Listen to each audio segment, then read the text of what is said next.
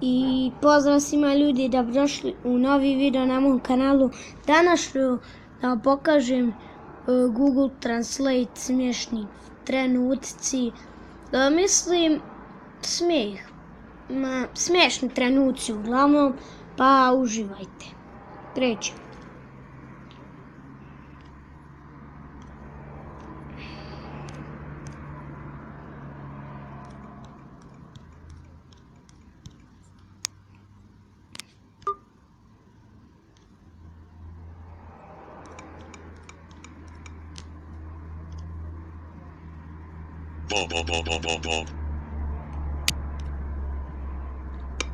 Kada dodamo ovo.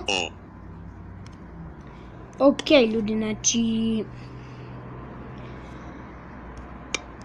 idemo dalje.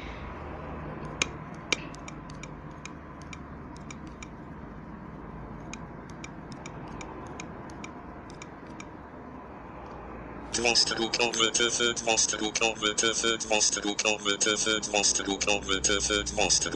tyfy. Ok. Šta je ovo bilo? Idemo na sljedeću riječ.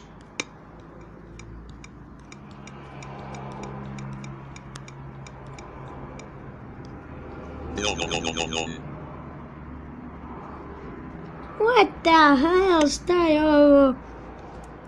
Ok ljudi, to nije sve, imamo još.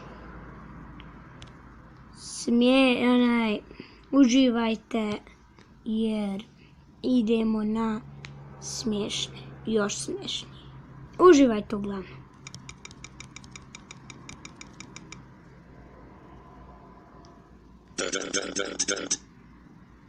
Ono kad hakuješ robota. Ok, idemo. Krećemo. Nisi sve rekao, sram te si debila. Vidite da vas Translate laže. I zadnja riječ za danas je